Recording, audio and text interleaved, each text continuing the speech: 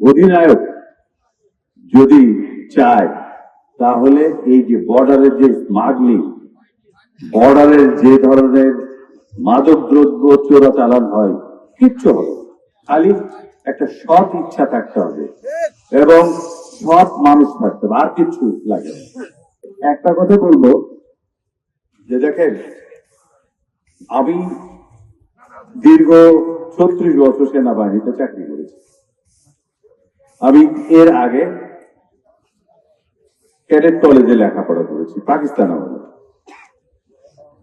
তারপরে এই দীর্ঘ 36 বছর চাকরি জীবনে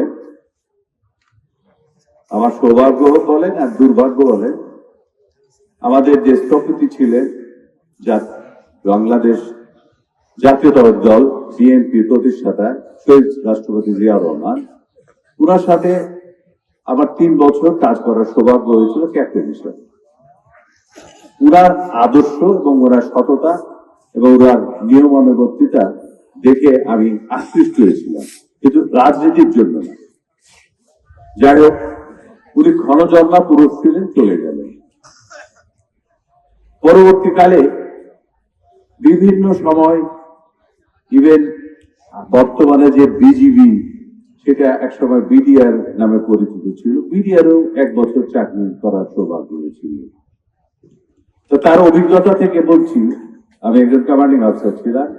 আমাদের বলা হতো যে বিডিআর এর সিও যদি না চায় তাহলে একটা পাখিও বাংলাদেশ থেকে ভারতে উড়ে যেতে পারে না, ভারত থেকে বাংলাদেশ আসতে পারে না। এবং কথাটা কিন্তু সত্যি।